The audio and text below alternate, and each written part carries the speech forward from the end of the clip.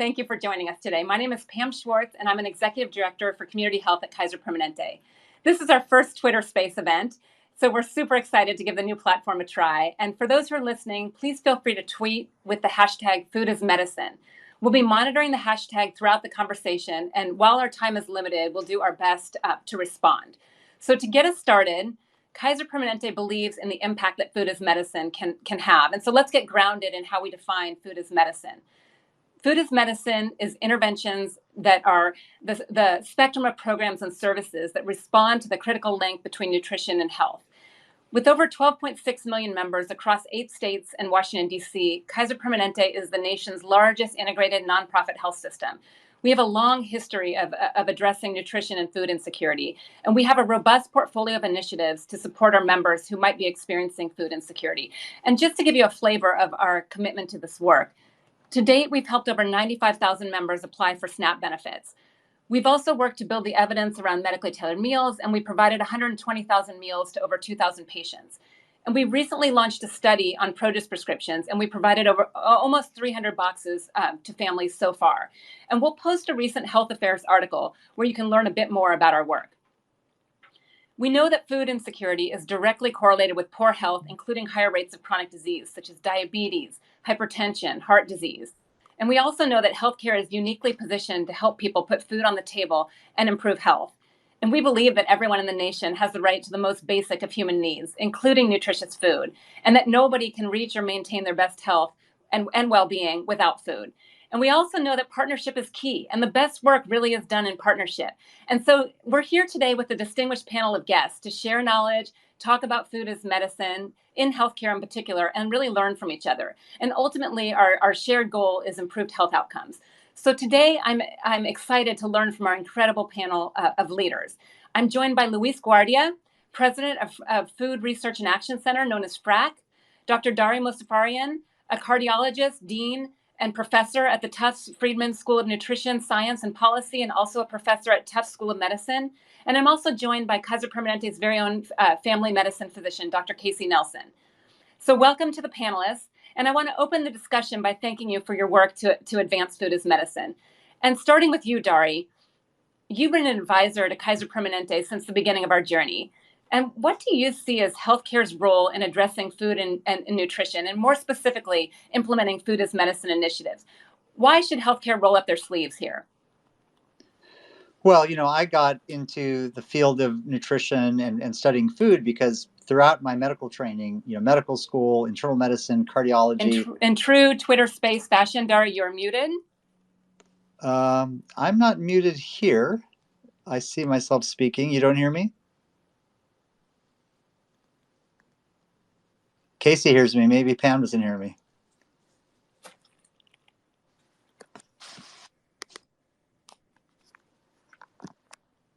I can keep speaking. Can anyone else who's on our listener? We're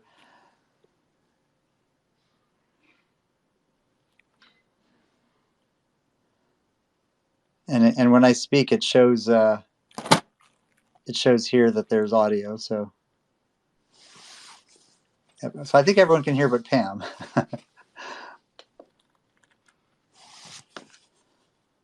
Mute everyone. Is that one? Well, I'll try this, Pam, now, but this will probably echo then. Can you mute on your side? If you mute on your side, it won't echo. So sorry about that, everyone. I'll start again. This is a fun to use Twitter.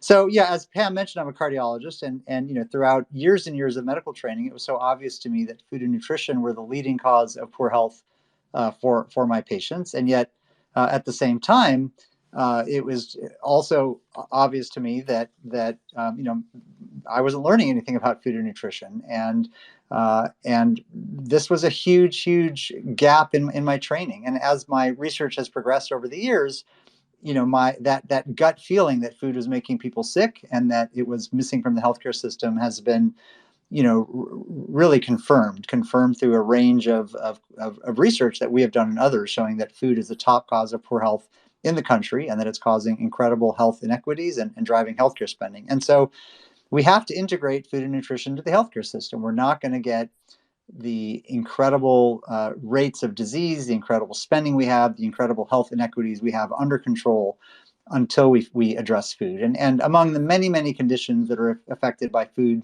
and nutrition insecurity, the canary in the coal mine is type 2 diabetes, rapidly addressable, rapidly worse, rapidly better with food and nutrition. And yet, our healthcare system is not addressing it.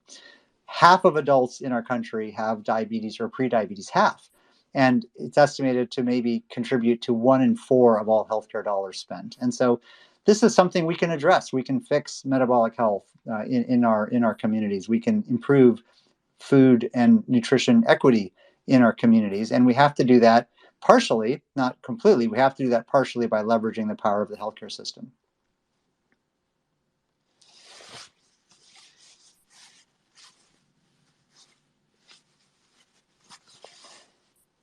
And a question for Luis. Luis, as an advocacy organization, FRAC plays a critical role in supporting and strengthening critical government programs, including SNAP, WIC, and school nutrition. And you have a seat at the table with leading policymakers. Can you speak to what innovations you're seeing in the food insecurity space, and how might we use some of these innovations and learnings to improve programs and pilots moving forward, both within healthcare and also beyond? Great. Thanks for the question, Pam. And can folks hear me okay? Great.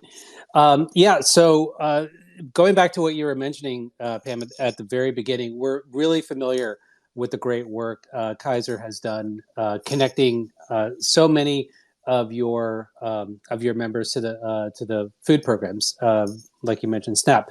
We see this also happening across the healthcare sector, and we've seen it happening more as kind of one of the innovations people have been trying to leverage during COVID. And we've also seen a lot of innovation and a lot of pushing of the boundaries that have been previously been out of reach for the community as a result of the crisis.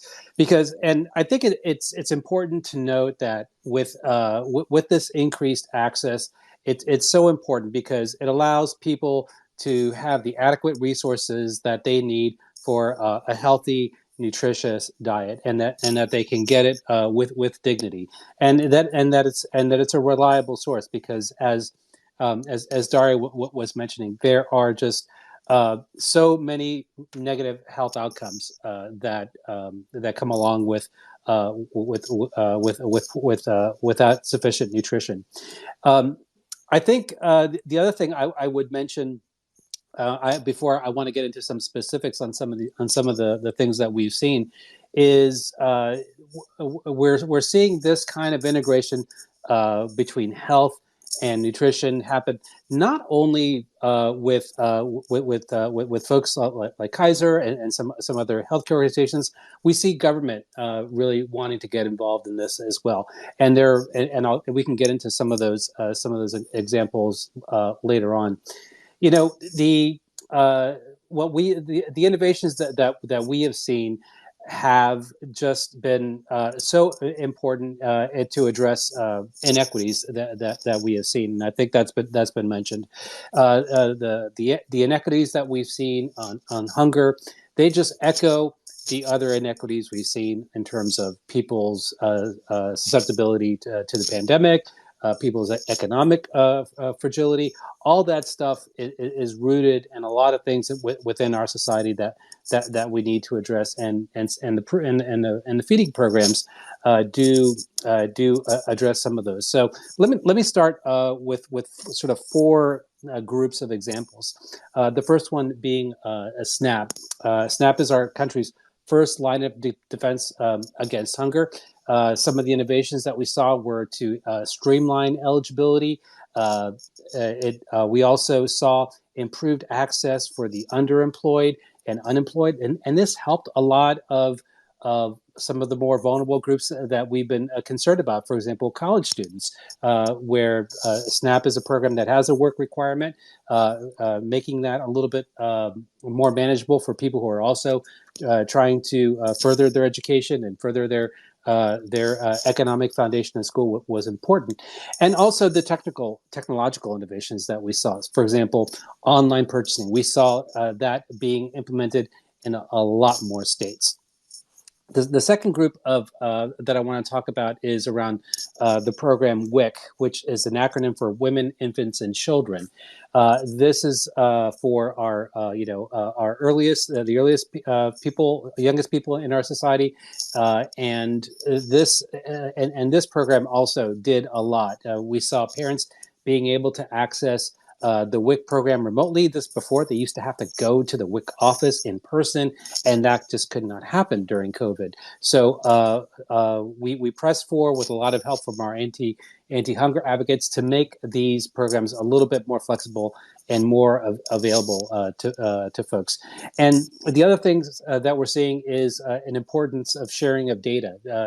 WIC is a nutrition program, but unlike SNAP and some of the others, it's a medically tailored program. So it's done by referral. So there are opportunities here to really improve customer service and kind of streamline things that can be done in a obviously in a HIPAA compliant way. The third group I'm going to mention is about school meals. And at the beginning of the pandemic, the USDA provided waivers that allowed schools to offer healthy meals to all children, regardless of their ability to pay. Pre-COVID, there were some school meals that were available if the school was in an area that qualified for it, or sometimes there was a reduced price meal program that was carried forward in a very, very important way to make this available to all children, because we knew that a lot of kids were being left out, and certainly with the pandemic that could even grow. And the pandemic EBT program was another innovation that we saw come out, where a card with electronic benefits transfer credits, so kind of like a credit card or like a SNAP card, would be available to people if their kids couldn't access meals through their school because of the closure. And then lastly, I'll mention just some of the other anti-poverty efforts that were so critical. Things like the child tax credit, things like additional unemployment benefits. We've heard so many stories, Pam, I can't tell you how many, how important these additional resources were to people. And among the top things that they used it for, food, healthier food. Because when folks were able to have additional resources, that gave them just a tremendous amount of more flexibility to purchase the healthier foods that were sometimes out of their reach. Not to mention the reduced stress and all the other things that come across people who are dealing in tough circumstances. People who are in these circumstances, they got a lot on their plate. They're trying to feed their family. They're trying to keep their head above water economically. We need to make sure that food and access to healthy food isn't yet another thing that they have to worry about, because it's going to create more complications in so many ways that like we've heard about. And we need to continue to learn from these flexibilities. We can't just sort of say, oh, COVID's over, let's sort of forget about it. Some of these technological innovations, some of the flexibilities that were brought on, they've had very, very positive effects that we really shouldn't ignore, and wait for the next disaster before we implement them again. So it's important that we learn from these.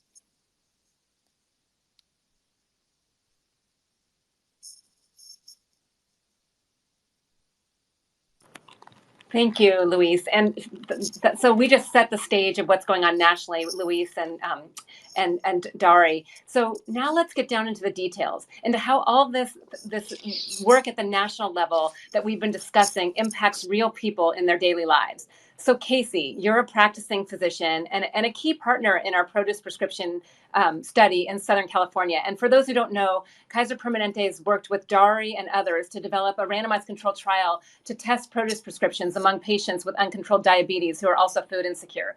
So Casey, from your perspective on the ground, can you describe how food interventions can help individuals better control their diseases, such as diabetes or other chronic health conditions? Sure, absolutely, Pam. And my audio coming through okay? Okay, good. Just making sure. So yeah, absolutely. Would love to answer that question. So as Dari kind of mentioned off the top, we see this day in day out in primary care. These social determinants of health really affect people with diabetes. We see it's often the patients with the most unstable housing, the least access to healthy food, that have the worst outcomes, pass away at young age, and in the prime of their lives. And it's largely because of that the healthy food is inaccessible to them. In terms of like an actual clinical care pathway, in how we would somehow bridge this need for healthy food to improve a outcome like diabetes, we're actually seeing this being done. There's actually been published in the New England Journal of Medicine that giving healthy food to individuals who have food insecurity and have poorly controlled diabetes actually improves their diabetes. It actually improves health outcomes. It reduces the need for medications, and it actually lowers overall health costs. So when I say like improve diabetes, what do I mean specifically? So I don't want to get too clinical here, but there is a lab test we use for diabetes. It's called the hemoglobin A1C. So this is how we really determine how efficacious a treatment is for a patient. Is we use this number. It also tells us how well the blood sugar is controlled. So in this study where they gave healthy food to individuals who had food insecurity and diabetes, their hemoglobin A1C, or A1C for shorthand, improved by 2.1, which is very significant. Now, there's a lot of people out there like, what does that number mean? What is 2.1?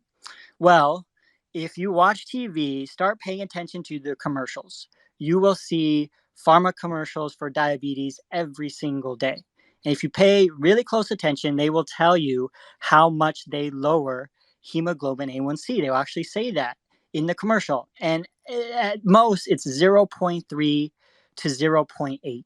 So you have a reduction of 2.1 versus 0.3 to 0.8. So you have 2 to 3 times more efficacious is giving healthy food to those with food insecurity compared to these medications we see on our TV every day. So why does this matter, right? Why does this matter that A1C is 2.1 compared to 0.3 to 0.8? Well, I will tell you 2 reasons why it matters. Because if you pay attention to those medications, and anyone in the world can go look them up on a website like goodrx.com, and you will actually see the price of these medications per month can be around $1,100 a month. They have to stay on these medications indefinitely.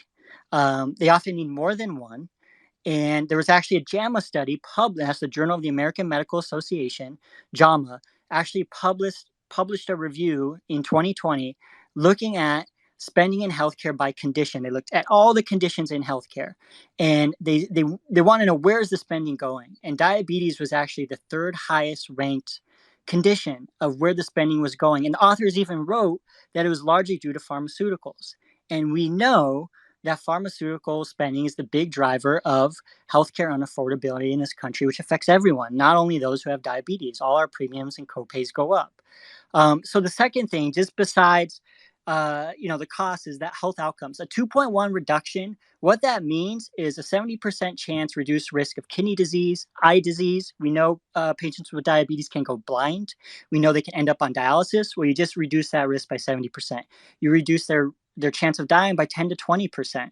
So it's not just about the cost, it's also the health outcomes, which are superior with this intervention. So everyone stands to benefit. The person with the diabetes and can access the healthy food, and all of us, because affordability of healthcare affects all of us.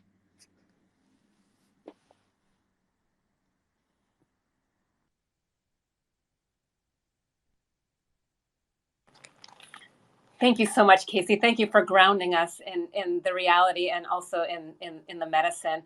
And just maybe to switch gears a second, we know that we all play different roles and sit at different tables within the food as medicine space. We've heard about some of that today. And we also know that we can't do this alone. We got to partner with others. And it's through partnerships like Tufts University and FRAC that will help us learn from and inform the broader field. Dari, you led us down the road first with food as medicine when you suggested we consider medically tailored meals. And then you came back to us and asked that we consider produce prescription. Luis, FRAC has been an amazing partner to us in SNAP, especially with all of the advocacy work that you all do.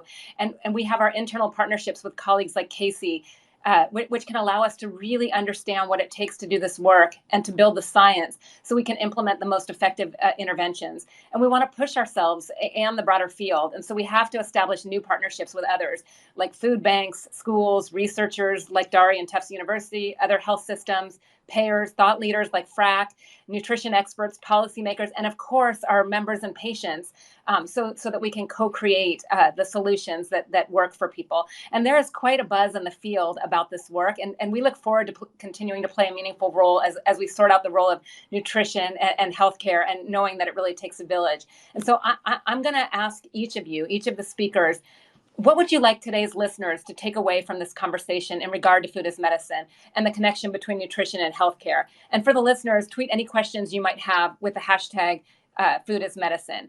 And I'll start with Dari, if you could ground us in what you'd like today's listeners to hear, to learn. Well, I think as mentioned, nutrition or suboptimal nutrition, poor nutrition, is the leading cause of poor health in our country and the world. And so if we want to fix health, we have to fix food. And that there's real innovation going on. Kaiser is innovating in linking people to federal nutrition programs like WIC and SNAP.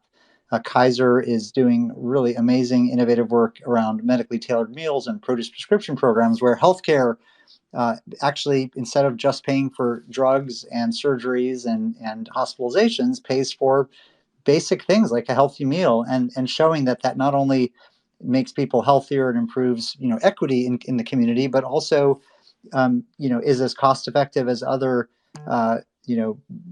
drug interventions or medical interventions, or even sometimes cost savings. And so I think that's really the two take-home messages. Food is the number one priority we have to address if we want to fix healthcare and fix health, and that there are real innovations going on. And so I think the listeners should learn about these innovations, push their local and federal policymakers to support these innovations, and push their local and national healthcare systems to support these innovations.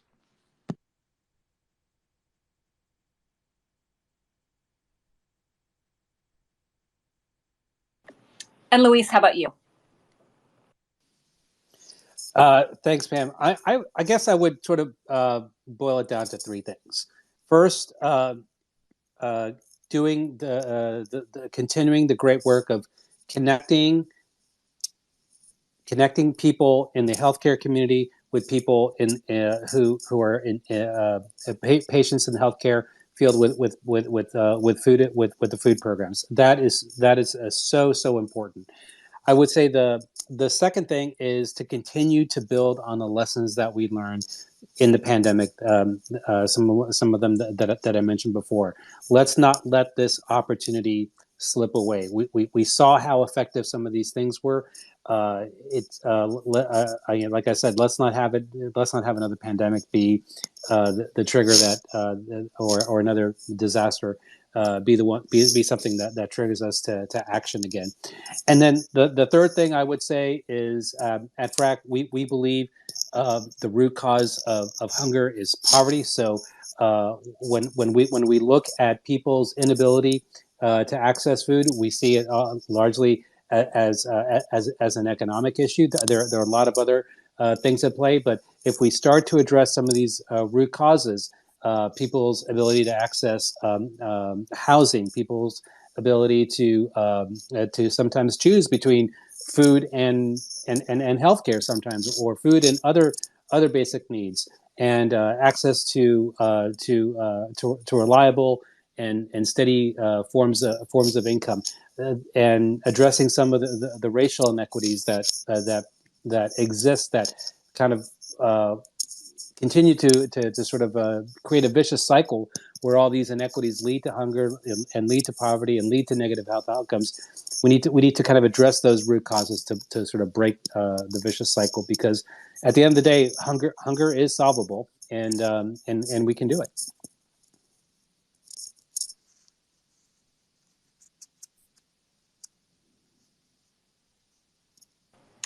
Thank you so much. And Casey, what would you like the audience to take away?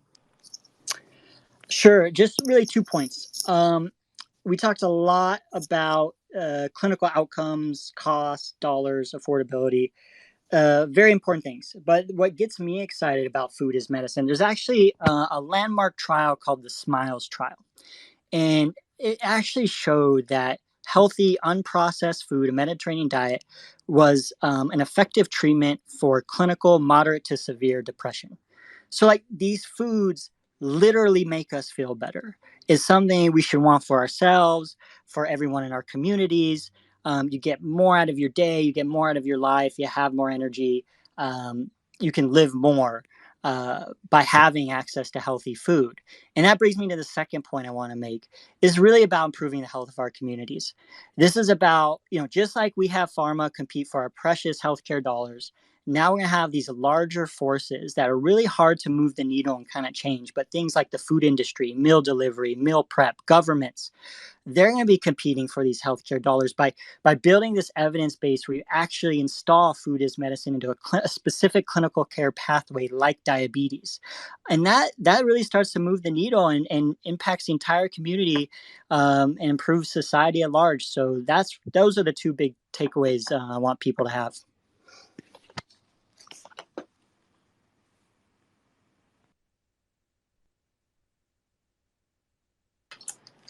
Thank you, Casey. And thank you to all of the panelists and also to the audience. And I hope you've enjoyed this conversation as much as I have. And I know we're just beginning to understand what's possible here if we all roll up our sleeves together to improve lives and also to lower the cost of care, as Casey so eloquently ended us with.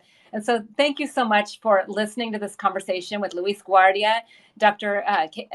Dari Mosafarian, and Dr. Casey Nelson. And take care to the audience and goodbye.